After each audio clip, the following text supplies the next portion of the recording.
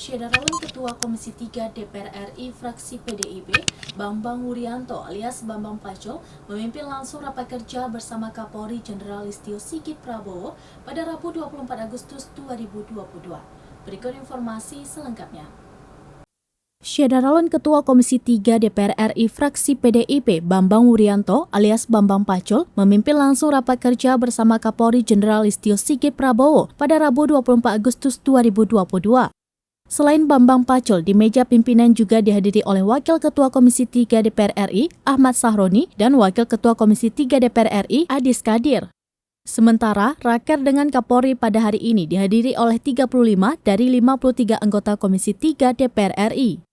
Rapat tersebut mengagendakan penjelasan Kapolri terkait penanganan kasus pembunuhan Brigadir J di rumah dinas Irjen Verdi Sambo.